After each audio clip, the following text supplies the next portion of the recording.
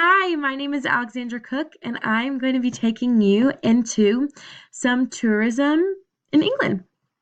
England is very, very rich in history and culture um, in ways of food, architecture, government, and transportation.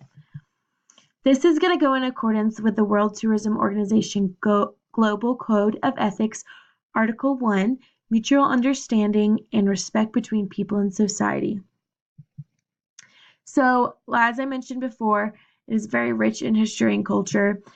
For example, the Westminster Abbey, which has been a church for as long as it's been standing, is now actually a positive reinforcement of tourism because people are now able to go inside, learn about the culture and the history of the building, and take part in afternoon tea, which is something that you probably one of the first things that comes to your mind when you think of England. Another very important historical aspect in England is the Buckingham Palace, which is the home to the royal family. And this is so important because, um, they are running England, and it's just awesome to see how um, England has developed from the past to the future and watching the royal family come in and out. So that's a really important historical aspect in England. This is going to go with Article 4, a user of the cultural heritage of mankind as a contributor to its enhancements. So when you're going and looking at the culture and the different history of England, you're really going to get a sense of what it's like there. Gastrotourism takes a big part in England. There's so many things to do to support the local community also, like the borough market.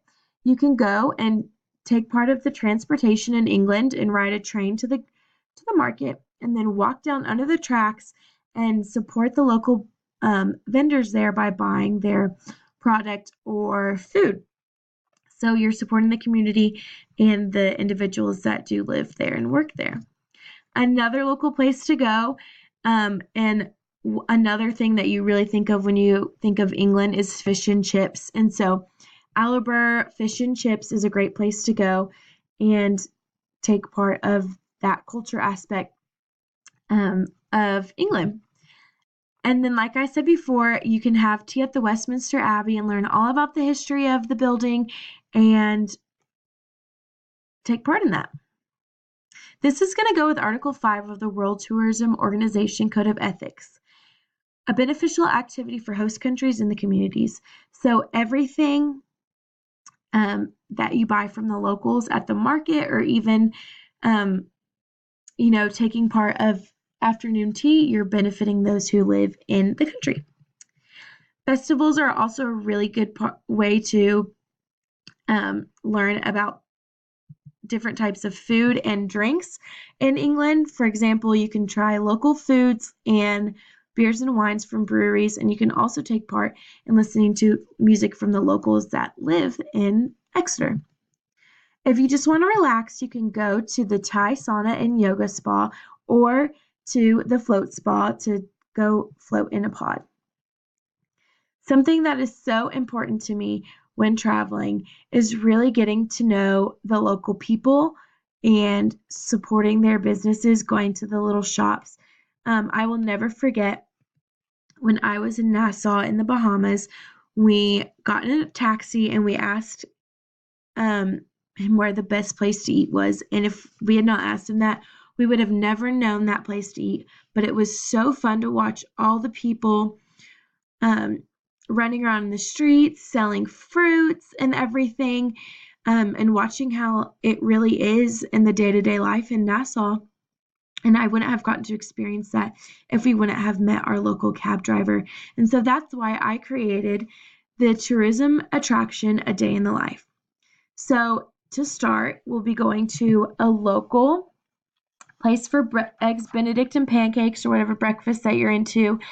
You can either go to Alpechi's or Morso's. Then we'll be going to take a look at the different types of architecture, such as Big Ben. Something too that's going to be important is we're going to take part in all the different types of transportation that London has to offer, such as buses or even boats. After we go to see Big Ben, we're going to go to the Buckingham Palace and watch a changing of the guards, which is just when you go, you have to see, because that's also a very big part of the day-to-day life in England. After that, we'll be going to another local place for lunch, such as Morso's or the Golden Chippy, again, to either indulge in some more fish and chips or other items specific to England. And then to top it off, we will be going to the London Eye to see just London in its entirety.